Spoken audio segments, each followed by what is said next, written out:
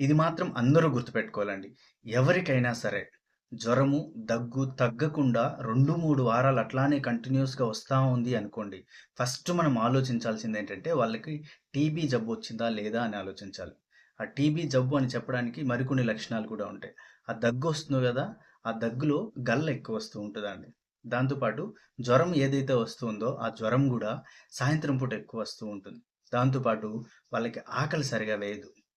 బరువు తగ్గిపోతారు. రీసెంట్‌గా చూసామనుకోండి గత 4, 5 నెలల్లోనే ఒక 4 కేజీలు, 5 కేజీల కంటే ఎక్కువ బరువు తగ్గిపోతా ఉంటారనమాట. ఇవన్నీ లక్షణాలు కలిగి ఉన్నారు అనుకోండి, ఖచ్చితంగా మీరు ఊపిరితిత్తుల డాక్టర్ దగ్గరికి వెళ్ళండి.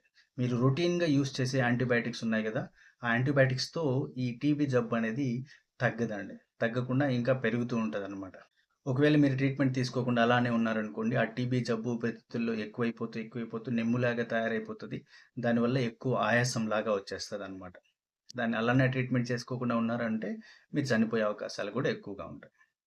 ఎవరికైనా నేను చెప్పిన లక్షణాలు, ఒకటి జ్వరము, దగ్గు 2, 3 వారాల కంటే తగ్గకుండా ఎక్కువ రోజులు అలానే ఉంది. బరువు తగ్గిపోతున్నారు, ఆకలి సరిగ్గా వేయట్లేదు అనిపిస్తూ ఉందంటే, ఖచ్చితంగా మీరు ఊపిరితిత్తుల డాక్టర్ దగ్గరికి వెళ్ళిపోండి. వాళ్ళు టీబీ పరీక్షలు చేస్తారు. ఎక్స్‌రే తీస్తారు, గల్ల పరీక్ష చేస్తారు. ఆ గల్లలో కూడా స్పెసిఫిక్‌గా చెప్పాలంటే సీబీ నాట్ అనే పరీక్ష చేస్తారనమాట.